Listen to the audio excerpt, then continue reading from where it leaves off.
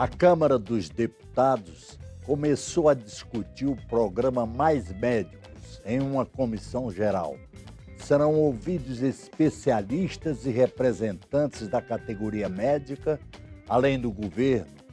Criado pela medida provisória 621 de 2013, o programa da presidente Dilma Rousseff permite que médicos estrangeiros trabalhem nas periferias das grandes cidades brasileiras. Para debater o tema, convidamos deputados e médicos Manuel Júnior, do PMDB da Paraíba, e César Colnago, do PSDB do Espírito Santo.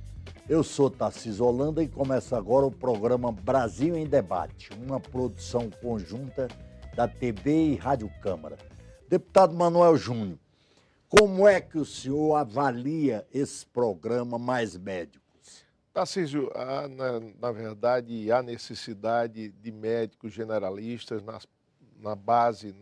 nas ações básicas de saúde, praticamente em todos os estados do Brasil, independente de capital, de áreas metropolitanas e principalmente no interior, há uma necessidade, sem dúvida nenhuma, inquestionável, de médico nos chamados postos de saúde da família e na própria atenção básica de saúde.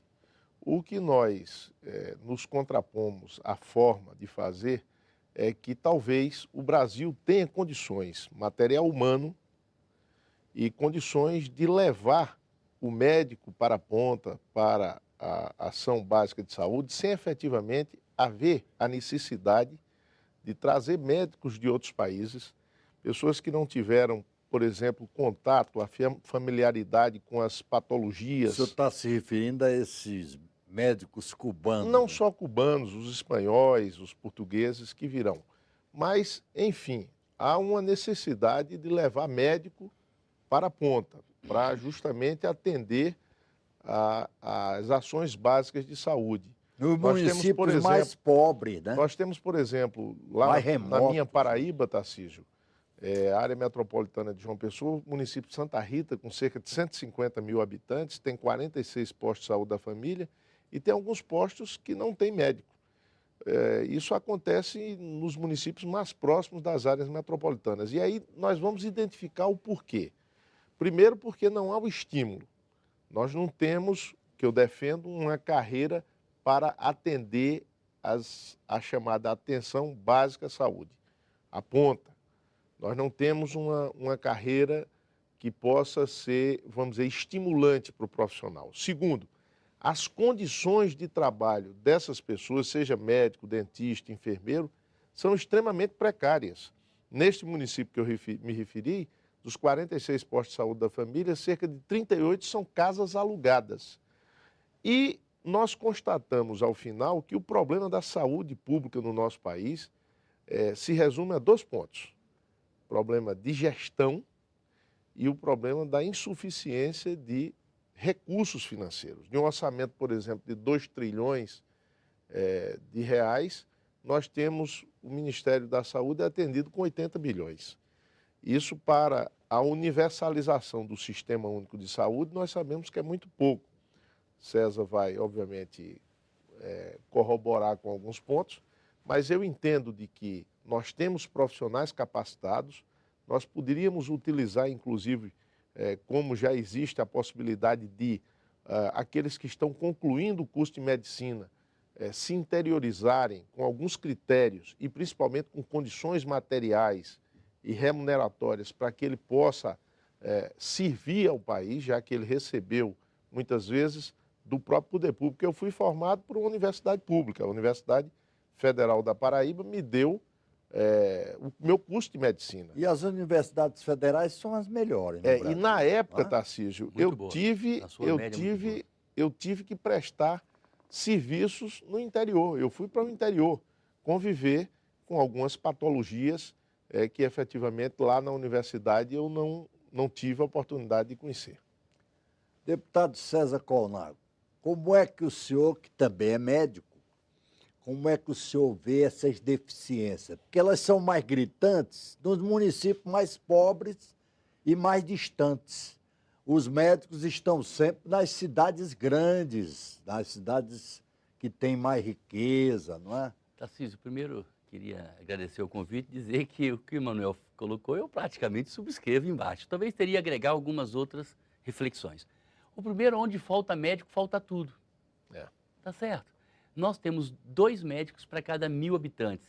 É o que é mais ou menos a relação que a Organização Mundial de Saúde estabelece. O mundo, na sua média, tem 1,4 médico por habitante. Podemos ter mais médicos? Podemos, até porque os países centrais europeus têm às vezes 3, tem 4. O problema principal é a distribuição dos médicos. 3, 4 por 1.000 habitantes. Por 1.000 habitantes. Nós temos 2 que é exatamente o que estabelece a Organização Mundial de Saúde. Qual é a questão principal? Onde falta médico? O Emanuel tocou em 2 questões que são pilares. Pilares, gestão e remuneração, financiamento da saúde. Eu acho que trazer os 10% que nós tentamos na emenda 29 e nós não conseguimos é fundamental. Esse país, cada brasileiro paga R$ 7.500, cada brasileiro, independente da idade, do que está nascendo ao longevo, que tem 110 anos, e temos brasileiros com 110 anos, paga R$ 7.500. Um dado recentemente que eu vi, o que vai para saúde e educação, excetuado o pessoal da saúde, é R$ 502.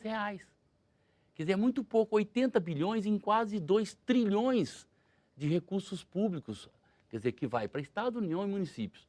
E a carga maior vai sobre os municípios. E aí está acontecendo um negócio que eu chamaria até de esdrúxulo.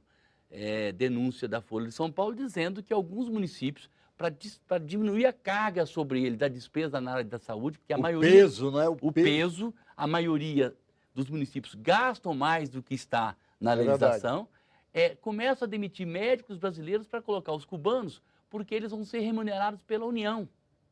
Então, assim, primeiro, eu acho que entrar médico e sair médico na Inglaterra, Estados Unidos, Brasil e Cuba, eu não vejo nenhum problema. Vejo um problema. Tem que avaliar a competência desse médico. E a qualidade, né? A qualidade. O revalida, existe uma lei. Nós não podemos fazer fora da lei. Isso me deixa, assim, isso eu fico contrário. E a segunda questão é não remunerar o médico, e sim o Estado brasileiro se submeter a remunerar o Estado cubano. Vou dar um exemplo. Se eu morasse na Europa, na Alemanha, eu posso andar a 180 km no meu carro, que não é proibido. Mas o alemão não pode vir aqui e andar a 180 km por hora. A legislação brasileira não permite, tá certo, que médicos recebam o que vão receber. E isso seja passado para o Estado cubano. É assim, na verdade, é um desrespeito à legislação do país. E acho que não tem médico porque não tem tecnologia, não tem equipe. O Brasil tem 20% dos dentistas do mundo. Pergunta se a saúde bucal do brasileiro é 100%. Não é. Do contrário. Do contrário. Então, quer dizer, falta gestão. A grande massa da população não tem acesso. Não tem acesso. Falta gestão, falta financiamento e falta uma coisa fundamental que nós estamos até melhorando, que é diminuir a desigualdade, a pobreza e a miséria nesse país. Porque isso, com certeza, é um ponto importante. Isso, com certeza, faz com que os mais pobres... fundamentalmente exemplo, os mais pobres têm hoje a obesidade vazia, porque comem muito açúcar, comem muito carboidratos, engordam, mas você vai ver que não tem, a vitamina D não está completa, a vitamina B, eles têm... carente, né? Carentes de coisas que são essência para a célula humana. Então, ele está obeso, mas está vazio daqueles conteúdos fundamentais. A pobreza e a desigualdade é outra coisa fundamental. Quer dizer, e aí, por último, quer dizer, precisamos de mais médicos? Eu não sou contra precisar de mais médicos, não. Médicos de qualidade. Nós estamos discutindo a qualidade dos nossos formandos, dos nossos estudantes de medicina, porque se abriu faculdades, eu sou da faculdade também pública. Sempre estudei em escola pública, do primário à pós-graduação. E aí se abriu uma quantidade de faculdades privadas que nós temos que ver a qualidade desses médicos. E quem quiser vir de fora, submeta ao revalida na forma da lei. Porque senão nós estamos descumprindo a lei. Para quê? Essa medida, eu fico pensando até que ponto ela também não tem um viés eleitoreiro. Porque é lógico que a comunidade quer mais médico, eu também quero mais médico. Quem não quer? O título é sugestivo. É sugestivo, eu quero. Agora, tinha que ser mais saúde. Porque precisa de enfermeiro, precisa de assistente social, precisa de dentista, precisa de psicólogo, nutricionista, fisioterapeuta. Quer dizer, precisa de uma equipe. O médico não atua mais sozinho. Deputado Manuel Júnior, e a carreira do médico? Não seria importante estabelecer uma carreira? O deputado César Colnago falou na remuneração, que é um ponto importante. É o problema do estímulo ao profissional, para ele se dedicar ao trabalho dele, que é um trabalho penoso. Então, não seria importante criar uma carreira para os médicos? Com certeza, Tarcísio, nós só iremos resolver esse problema e, por exemplo, o INSS resolveu esse problema. Nós temos postos do INSS, César, espalhados no Brasil inteiro. E está lá o médico previdenciário, né, o médico perito, no posto, trabalhando dioturnamente. Está lá, ele está atendendo a população. E por que está? Porque foi criada uma carreira. O médico perito hoje tem uma carreira e tem um salário que, efetivamente, é um salário condizente à sua atividade. Para as ações básicas de saúde, nós precisamos também criar uma carreira. E aí não há como você levar o médico para os rincões mais distantes de um Brasil continente, se o cidadão vai para lá sem condições. Ele não é um santo milagreiro, ele é um médico. Ele aprendeu o ofício dele e vai exercer dentro das suas limitações. Obviamente, para que ele exerça, precisa ter condições. Para que a enfermeira exerça, a psicóloga, a nutricionista, o odontólogo, enfim, esses profissionais não fazem milagre, precisa ter uma estrutura mínima. Não é trazendo o médico da Espanha, de Cuba, de Portugal, que nós iremos resolver o problema, até porque eles não têm varinha de condão para resolver essas questões. Né? Não são santos milagreiros. E outro dia eu brincava num programa aqui mesmo na TV Câmara, imagine chegar um cidadão lá da Espanha, no interior da Paraíba, lá em Cochichola, e uma paciente chegar e dizer: doutor, faz 8 dias que eu não desisto.